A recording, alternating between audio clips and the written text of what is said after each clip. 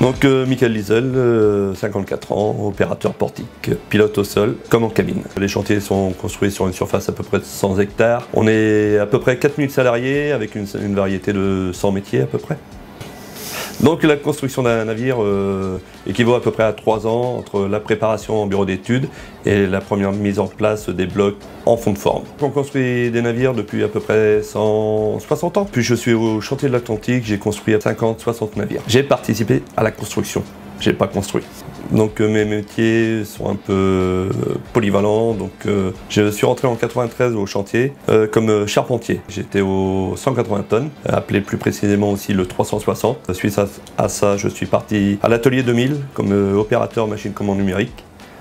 Et ensuite il y a eu du redéploiement, je suis parti sur Queen Mary comme tuyauteur ou monteur ventilation. Et ensuite j'ai fait une formation de mécanicien propulsion navale. Donc ça fait 4 ans que je suis arrivé comme pilote au portique.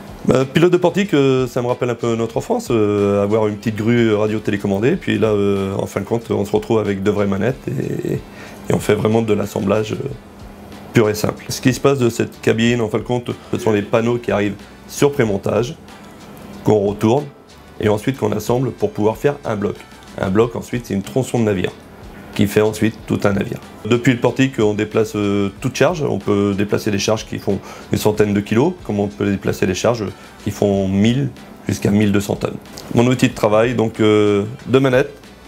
Donc il y en a une qui me sert pour la translation. Donc la translation, c'est quand on se déplace parallèlement au navire. En chariotage, c'est-à-dire qu'on envoie le chariot parallèle à la poutre. Et puis ensuite la descente et la montée. Donc le TGP, dit le très grand portique, a une charge nominative de 1400 tonnes. On est à une hauteur à peu près de 65 mètres sous cabine. On est à 71 mètres sous poutre par rapport au THP qui est très haut portique, qui lui a une charge de 1050 tonnes, mais qui peut monter plus haut. Donc il est à 82 mètres sous poutre. Et la cabine par contre, elle restera toujours à 65 mètres.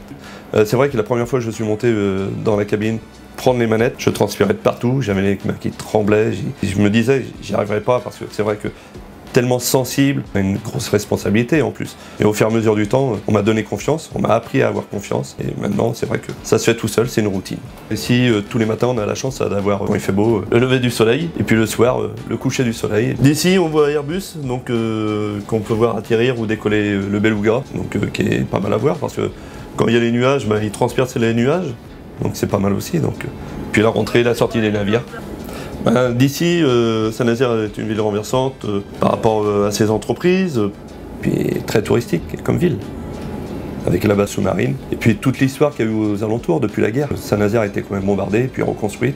C'est un phénix, elle revit de ses cendres.